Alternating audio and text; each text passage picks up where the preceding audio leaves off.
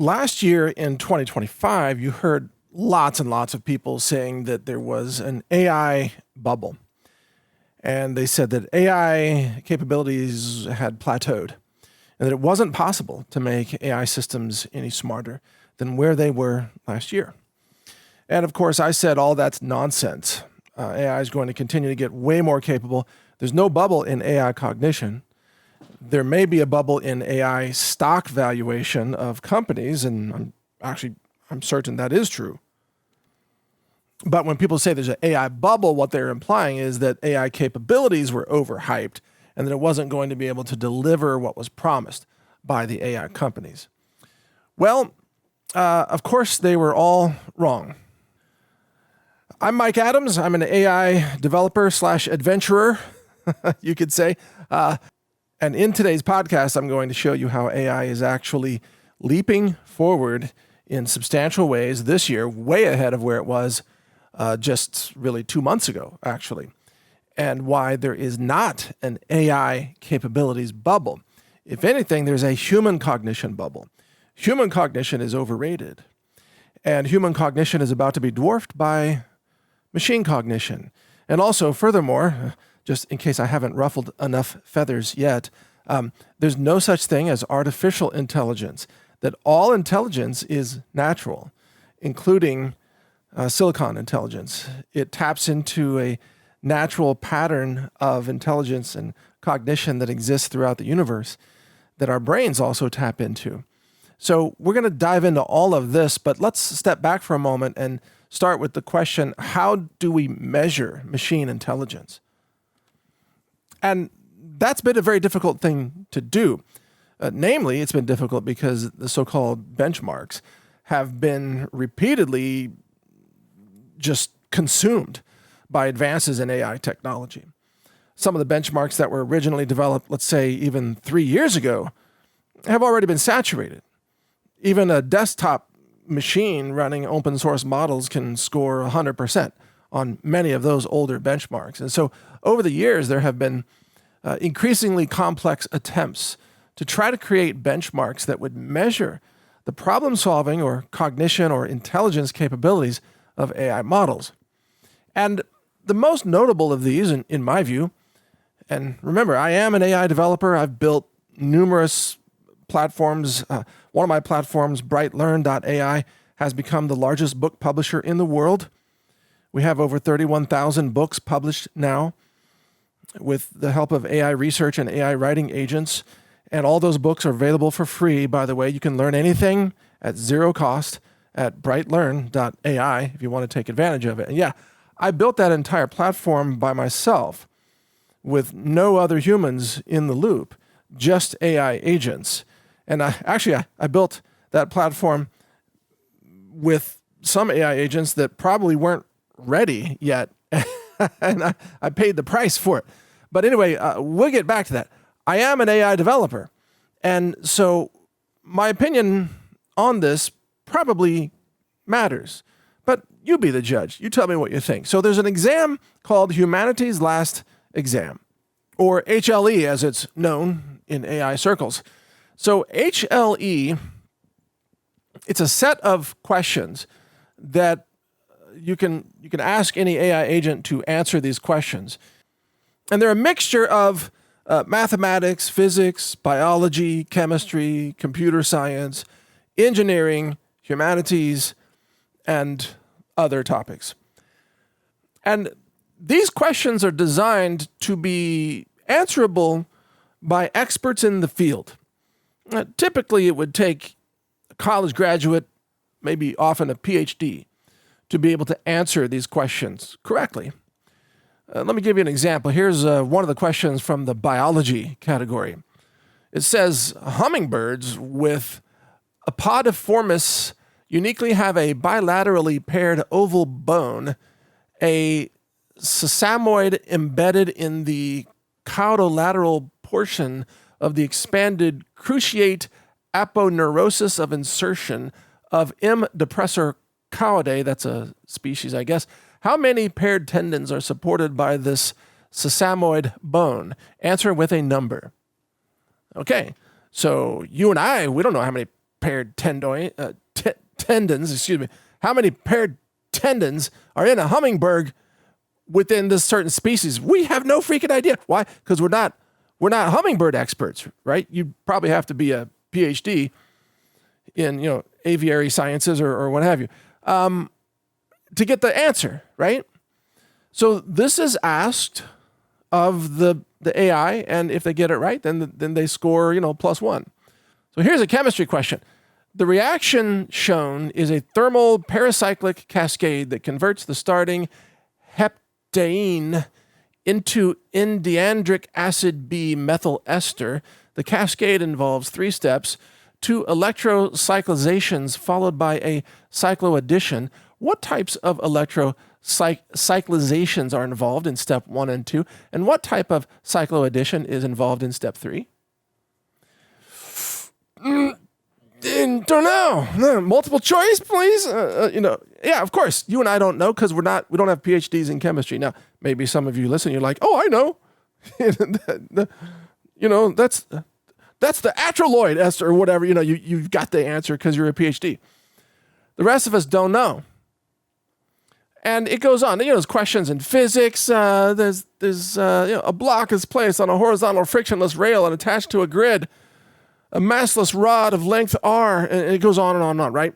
So these require expert-level knowledge and problem-solving skills. They're not just fill-in-the-blank type of answers, although, perhaps some of them could be. But many of them are problem-solving. You have to understand the question. You have to grasp it. You have to work out the answer. You have to maybe do some math. Some of the questions are like this. Using the Tiberian pronunciation tradition, identify all closed syllables ending in a consonant sound in this biblical Hebrew text. And then it quotes from Psalms chapter 104, verse 7. Yeah, how's your Tiberian pronunciation doing? I don't know about you. Mine sucks. I don't know. It totally sucks. Because I didn't even know there was Tiberian pronunciation. But there you go, because I'm not a Bible scholar. I'm not an ancient languages expert, right? But if you go through all of these, this is called humanity's last exam.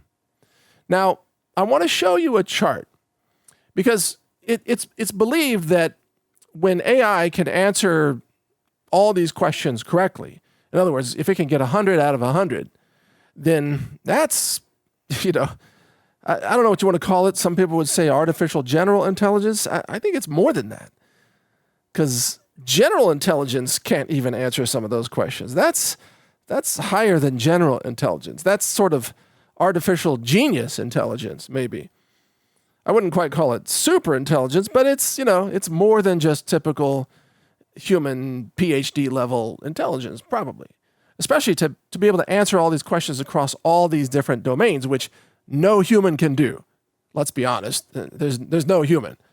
Not even your favorite Jeopardy expert can answer all these questions because these are not Jeopardy questions. All right, so I want to show you this chart. And this chart starts in November of 2024. And it really only goes through the end of 2025 because, well, I'll tell you shortly. But you can track the progress of humanity's last exam through this chart. So there we have GPT-4o was scoring like 4 or something at the end of 2024. And then DeepSeek R1 came out. That was a big deal. And that was only 1 year ago, by the way. That was a year ago. And then DeepSeek R1, everybody was hailing its potential. It's amazing. It scored almost 10%. Like, wow, this is amazing. This is a reasoning model, And then after that, O3 Mini came along and beat that. And then Gemini 2.5. And then O3, that's from OpenAI, of course. And then you see Grok 4 came in. And Grok 4, well, that was in July of 2025, just last summer. Grok 4 started to score about 25%. And then GPT-5 scored 25 or little over 25%. And you can see all the models here. And then in November of last year, Gemini 3 Pro managed to hit 38%, which was considered a breakthrough because I remember hearing many AI experts maybe 18 months ago who were thinking that we wouldn't be anywhere near this. Even last year, they were predicting that maybe we would see a model beat 20% by the end of last year. Well, Gemini 3 Pro has hit 38%, but that was in November. And a lot has happened since then. And specifically, Anthropic has released Claude Opus 4.6, which is the coding engine that I'm using now. And I'm using it now for just a couple of days because it's only been out for a couple of days. But guess what Opus 4.6 scores on this? The answer is 53%. So it's off this chart. It's off the chart. It's above the 50, which is the top of the chart. So now for the first time, we have an AI model that has adaptive reasoning. It has context compaction. It can handle long, complex tasks. It does its own internal planning. It assigns its own sub-agents. It does extraordinary things. And it also calls external tools in order to achieve that score, by the way. Tools could be, special calculation tools, things like that. So 53%. Now, 53% is extraordinary. So for everybody last year who was saying there's an AI bubble and AI has maxed out and it's not going to get any smarter, okay, they're just wrong. They're just wrong because here we go. We've leapfrogged all of last year with an early release this year. And guess what's about to come out? Well, remember how a year ago there was DeepSeek R1? Well, now we're about to get DeepSeek, it may be called Model 1 or R4. And that is rumored to be coming out in just a couple of weeks. Personally, I can't wait to get my hands on that. I'm actually preparing some special workstations to run it. Because DeepSeek version 4 is going to be something really special, I think. And I think the world's going to be shocked. But even if it's not, the world's already shocked by Opus 4.6. And what we're finding out is that, no, we have not plateaued. If anything, we're starting to take off on a parabolic growth of machine intelligence. So again, every narrative that said, oh, we've reached a peak, that's turned out to be completely false. And this new model, Anthropic 4.6, is so capable that this, just by itself, is going to replace a large number of current human jobs. I mean, the economy in America and around the world is going to be so strongly impacted by this that 2026 is going to be the year that the masses realize that, holy cow, I've been replaced by a machine. That's going to happen across the board. I mean, not everybody, but it's going to happen across white-collar jobs, middle manager jobs, obviously entry-level jobs, coding jobs, decision-making jobs, and so much more. So as evidence of this, in India, the tech stock market in India, which is it's a sub-index of Indian IT, just cratered. Just like 4 or 5 days ago, cratered. The worst fall since March 2020. The so-called Nifty IT index dropped over 7%, wiped out $23 billion in valuation in a single session. Infosys led the decline with a 7.3% drop, and then TCS and Wipro, two other prominent companies there, they fell a large amount. Now, it is widely believed that this was triggered by Claude, Anthropic, which just released Opus 4.6. Anthropic released something called Cowork, which is an agent that works on your desktop. It's kind of like a version of Claude Code that can also mess with all your files and run your spreadsheets or build spreadsheets for you, things like that. And this Cowork item, it automates all kinds of tasks that typically have been pursued by companies offering software as a service, or SaaS as it's called. And this includes, sales software, marketing software, legal, data analysis, all kinds of different software. Claude Cowork and Claude Code, now combined with Opus 4.6, has just made SaaS, or SaaS, basically obsolete. So companies like Salesforce, in my opinion, are probably doomed at this point. And many other companies that offer software as a service, they're probably doomed. So realizing this, investors initiated a massive sell-off of software stocks. This hit not just India, like I said, but in the US and Europe as well. In India, the IT sector is about $283 billion a year. And that sector relies primarily on large numbers of Indian engineers coding for clients all over the world. And the advantage of Indian engineers is that they speak English. Allegedly. No, I'm kidding. No, they do speak English. And the disadvantage of Indian workers, and this is something that we've run into. I mean, we've hired workers from India in the past, etc. Many of them are great. Not trying to cast a shadow over all India people, but many of them, they run a bait and switch operation. These hiring companies, they'll have a really strong technical person do the initial interview, and then they'll swap that person out with a much less capable person, but still keep the same name. Or they'll have one capable person really working for 4 or 5 companies at the same time, billing all of them for full-time work, but actually not doing full-time work for all those companies, obviously. So there's been a lot of scams, a lot of shady stuff when it comes to India-based coding people. And again, I've worked with them. I've worked with coders from all over the world, from Asia and South America and Europe and India and almost everywhere, right? I mean, everywhere that there's coders. And you may recall that what I said just a few months ago is that I'm going to build this BrightLearn.ai book engine as a pilot project. Well, actually, the first one I built has now become BrightNews.ai. That was a simpler project. And I wanted to see if I could build it myself with no engineers.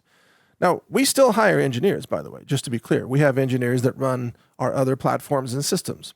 So we haven't eliminated human engineers. However, all the projects that I've built have been built solely with one human, that's me, and just AI coding. Also, for the record, I've tried to use another AI developer in the mix, and so far that hasn't quite resonated yet. Maybe it will, but we'll see. Everything that you see out there, everything that's been released, I built it myself. That's BrightLearn.ai, BrightNews.ai, and BrightAnswers.ai. And there's more coming. So I'm the only human. And intentionally, I did not hire any other human engineers. And what I found is that, yes, it was a struggle for the last few months, but I could do it. I didn't need any other engineers. And the advantage of using AI for coding is that they would work with me 24/7, even on weekends and holidays, because I'm pretty sure the people from India have like 37 holidays a year or something like that. Apparently, that's what they told me. Can't work today. We have another holiday. Oh, really? I didn't know about that holiday. Yeah, special holiday. Some of you who are Indian, you're laughing. You know what I'm talking about, because there's always another reason to eat some delicious food, So there's another holiday. And then you combine that with all the other holidays in the Asian countries and the South American countries. And it's like I can never get the team together on any day to get a meeting or to get any work done. And what I found out is that in the time it takes me to tell a human what I want done, I can just tell an AI system and then it just does it. So in other words, if I have to explain my project to another human, I've already wasted time. It's better to go from my brain straight to AI agents and let the AI code it. And they're faster. They're a fraction of the cost, now probably, less than 1% the cost of a human engineer, far less. They work weekends, holidays, evenings, anytime I want to code, they're ready to code. And with amazing new coding agents like, let's say, Qwen Coder Next or Qwen 3 Coder Next, I can even code locally. I don't even need Anthropic. Although Anthropic is better at writing code, but I can write local code just using GPUs and local inference. If the internet's down or whatever, I can still code projects on my desktop using local AI. So I'm not the only one, obviously, who's experienced this. And what's happening now is that all over the world, people are calling up their Indian, contractor company and saying, well, we don't need your people because we're using Claude code here. And the fear of this, the reality of this is striking home in India, where they're now realizing that, oh my God, almost every coder in India is about to become obsolete. And that's why stock prices across the IT sector there are collapsing. And also a similar thing is going to be happening in the United States. In fact, some of it has already begun. In the US, for example, LegalZoom, which is a legal tech company, its stock price fell, 15 or 20% in the last few months. And that's going to continue to accelerate. Like, did you know, for example, that you can use Claude Code and you can ask it to just build you a clone of, let's say, Photoshop, and it will write image editing software that you can run on your own computer. So you don't need to buy Photoshop, you see. Or you can ask it to write software that lets you edit WAV files, so you don't need to buy, audio editors. Now, granted, if you ask it to write these things, it's going to write kind of a very basic version, and it might be buggy at first. But it's a very common practice right now for people who are testing AI tools to ask it to write video games. Like, hey, write a side-scrolling shooter game themed off of, zombies versus predators or whatever. Or you can ask it to write a first-person shooter like the old Castle Wolfenstein. Or, you can ask it to just write any kind of game you want, like a Space Invaders kind of video game. And it would just create the whole game. And so, who needs to go out and buy video games, especially the more simple ones, when you can just ask AI to build it for you? And if you think about it, that's what my book engine does also. You don't need to spend a lot of money to learn something on a book. You can just go to brightlearn.ai and you can ask it to create the book free of charge that you need, that you want, or that you want to share with other people. And it will create the book for you at no cost. In other words, I've reduced the cost of knowledge to zero. And what Claude has done is it's reduced the cost of coding, not to zero, but much closer to zero compared to human engineers. So as a result, most human engineers, as of 2 days ago, or 3 or whatever, when Opus 4.6 was released, most human engineers across the planet are now obsolete. Most of them. And I've also noticed that just because somebody is a good engineer doesn't mean they're any good at vibe coding. It doesn't mean they know how to use Opus 4.6. Now, I've become extremely good at vibe coding, but I'm kind of known as a super fast learner. Anyway, that's why I've been able to, gain knowledge in so many different areas, such as, lab, mass spec analysis, versus coding, versus health and nutrition, etc. And a lot of other people are learning how to do it, but many people in IT are not learning how to do it. They don't know where to begin, and they're going to be left behind. And so layoffs are already underway, big time. And in India and elsewhere. So Amazon India just slashed 30,000 jobs since about late last year. Microsoft let go of about 9,000 people in India. Meta cut about 600 people. And lots of startups are just mass layoffs across India. So it's hitting all these entry-level engineers especially. And even though they're still graduating from the universities there, typically only about 1 in 4 graduates have job offers when they graduate from a high-end university there. So you got 3 out of 4 that can't find jobs. Now, a similar thing is happening in the United States, where middle managers are being replaced by AI and entry-level coders are being replaced by AI. Now, of course, there are also new jobs, so it's not all a bleak picture. The new jobs are all jobs that involve AI. So if you're an AI engineer or an AI developer, you're worth a fortune.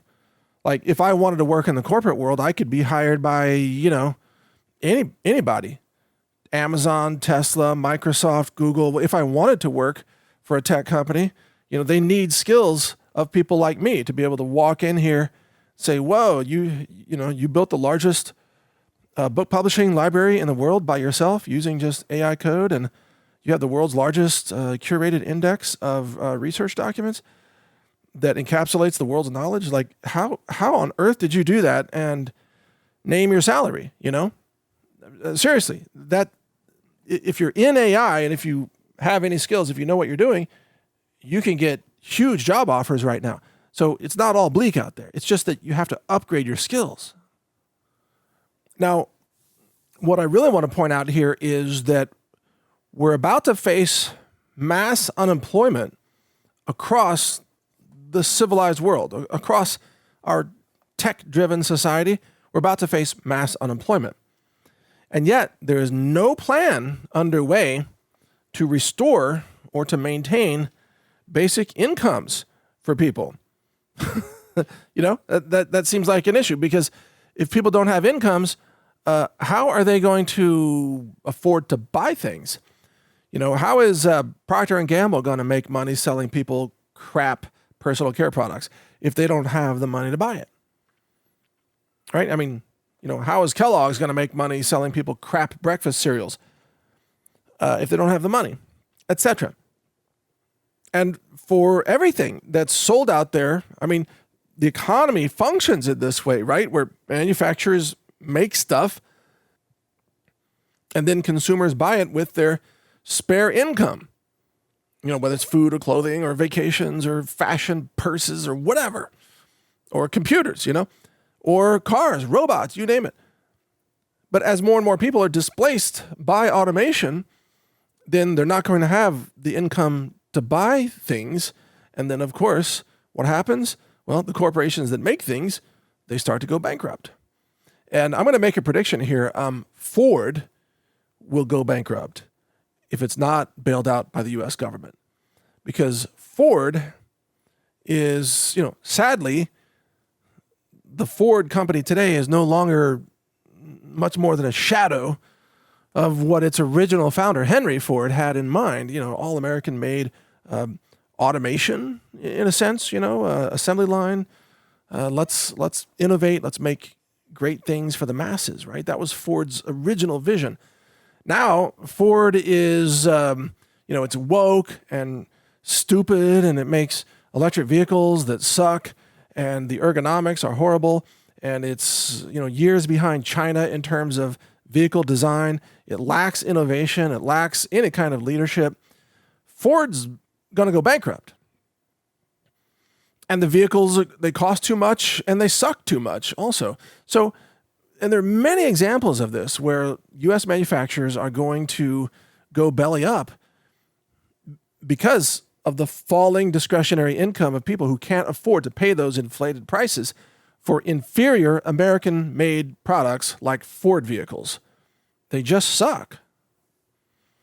Sometimes I'm not even sure they put all the parts on before it leaves the factory. It's like, just take a rain check on some of those bolts or whatever. It seems that way to me. I don't know.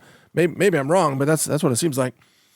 And it's not just Ford, it's other companies all across America. So as these companies collapse, then all those people get laid off. And then those people lose their jobs. And in that case, they're losing their jobs not because of automation, but because of the economic implosion that's happening. So as more and more people are replaced by AI, it has this cascading domino effect throughout the system where lots of people lose their jobs, people who were making the products that were provided to the people that used to get paid but now are jobless because AI replaced them. And this cycle is accelerating in 2026. Big time. So how are Western governments going to try to solve this? Well, if you think about it, Western governments, pretty much all governments, they are clueless about economics. Their solution to everything is just print more money, or currency, actually. So that's what's going to happen. They're going to have a UBI, a universal basic income, or some similar version of that. They'll say, well, if you lost your job due to AI, or if you were making less than $100,000 a year and you lost your job, or whatever the criteria is going to be, then here you get free money from the government. And they're going to give you whatever, a couple $1,000s a month, maybe enough to even pay for rent, maybe enough to pay for some food, maybe not, maybe it's just a supplement. But for some people, possibly they could live off of that. And that's called universal basic income. They just pay money to everybody because so many people are displaced by automation. And when the robots really get into the workforce, that's a few years down the road, then this whole phenomenon will be accelerated even more quickly. Right now, we're only talking about software automation or digital work, cognition involving computers. That's a big part of the workforce, but it's not all of it, because we have all the labor jobs, all the agriculture, all the factory jobs, everything else. That's going to take robotics, and that's still many years away. That's not going to happen this year. No, not even next year. But AI takeover for cognitive jobs, yes, that will happen this year. It will accelerate, and it will shock most people. So anyway, the universal basic income, if you start to do the math on that, you realize that, holy cow, this is going to be a problem. So if you think about it, if you provide a universal basic income of just $1,000 a month, which is not even enough to cover groceries these days, it seems, to, let's say, just 1/3 of the U.S. population. Okay, let's say 100 million people. All right, $1,000 a month and 100 million people.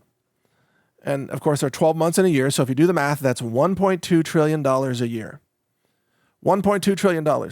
So where's the government going to get $1.2 trillion, which is roughly about the budget of the Pentagon? That's, which is the largest budget of, in the U.S. budget.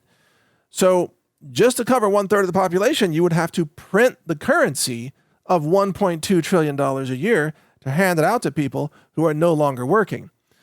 The problem is that since those people are no longer working, they're no longer paying taxes into the system. So not only are you, draining out another $1.2 trillion per year, but you're also losing out on the income that those people would have normally created, which easily we could estimate could be another trillion, off of taxes. But let's say it's only 800 billion. I say only. But that means essentially there's $2 trillion a year in economic losses to the federal government, where they have to print $2 trillion a year as new debt, which means they have to also find lenders who will buy the treasuries of another $2 trillion a year in order to, to fund this currency creation. Well, there are no such buyers. There's nobody left on the planet who wants to line up and buy a couple more $1 trillion of U.S. treasuries.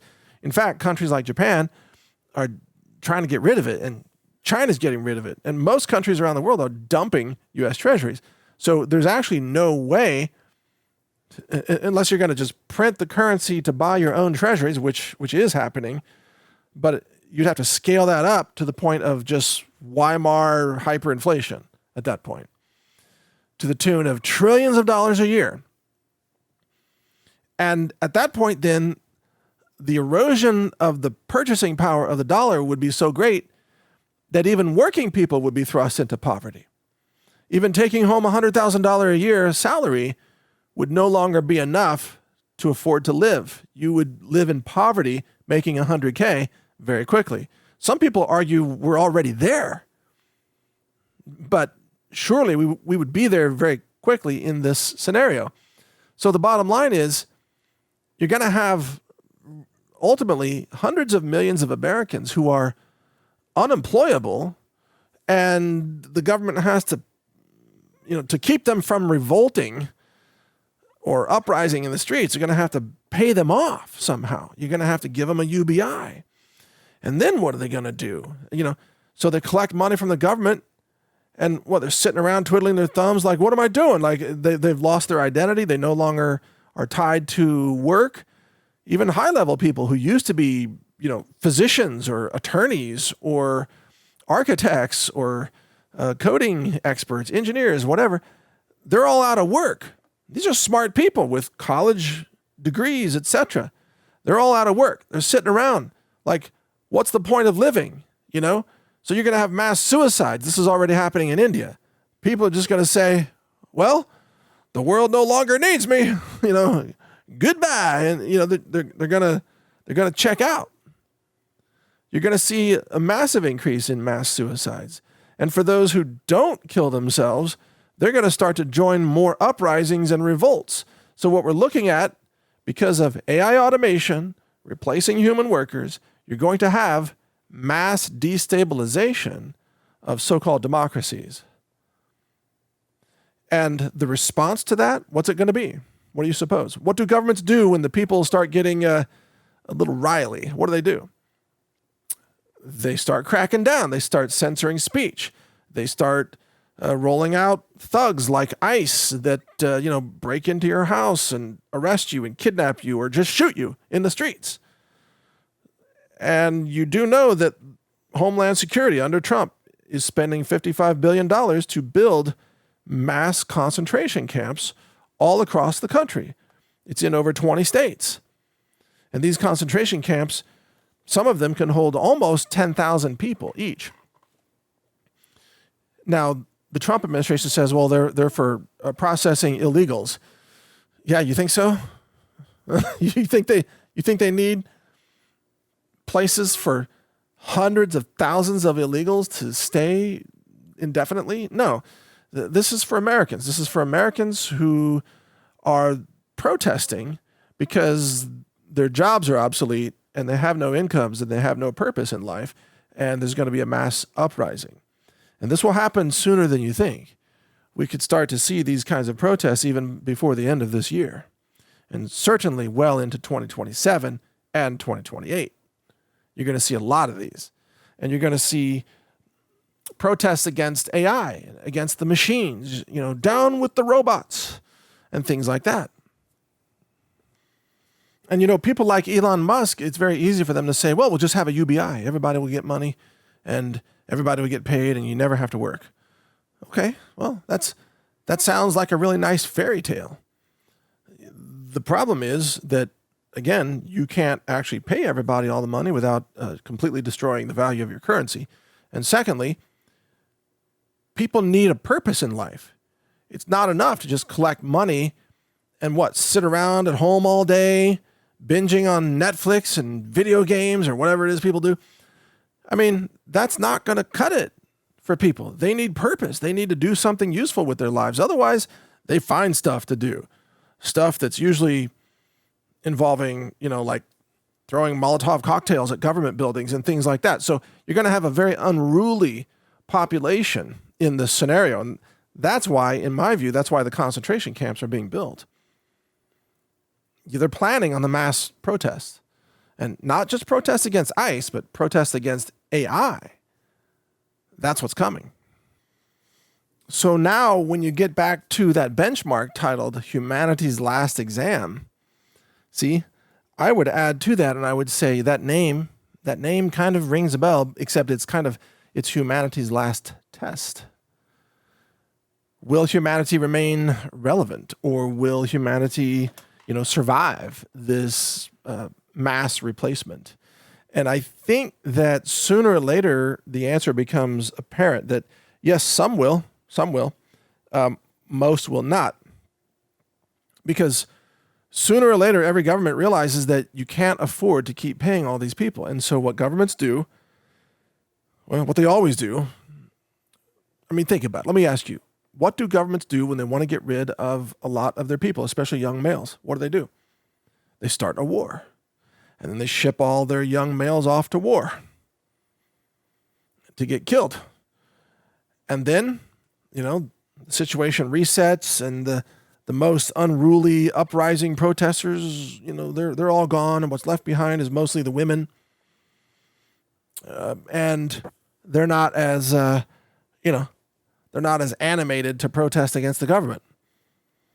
So war is coming, because war is a convenient way for governments to achieve mass extermination of their own people, so they don't have to pay them a UBI. And it's a very convenient thing to do. It might even be coordinated, where the U.S. and China, their leadership gets together and say, hey, let's fake a war. And then, we'll have a bunch of people killed off in America. We'll blame China. And then in China, they'll have a bunch of people killed off there, and they'll blame America. And then each leader can say, oh, we're protecting our people, and all the deaths are due to the other guy across the Pacific, Yeah, you don't think they do that? Much of history is theater, folks, including a lot of elements of World War II. So yeah, that's exactly the kind of thing they can do and might do in order to reduce their populations. Or they might release another pandemic, biological weapons, or a cyber attack, a power grid failure to be blamed on, conveniently, Russia or China or North Korea or Iran, maybe. Oh, those Iranian hackers, they shut down the power grid. And that's why everybody died. Well, that's a convenient narrative. But it could be that the American government is shutting it down itself as an engineered way to get rid of maybe a couple 100 million people who are no longer employable, you see? So any way you look at it, eventually this comes down to mass extermination carried out by the governments, which is called democide. Democide. Yep, and democide's about to accelerate. So that's the conclusion of where this is going. So pay attention. I will do my best to keep you informed and alive. I'm confident that you and I can survive this. We can navigate it.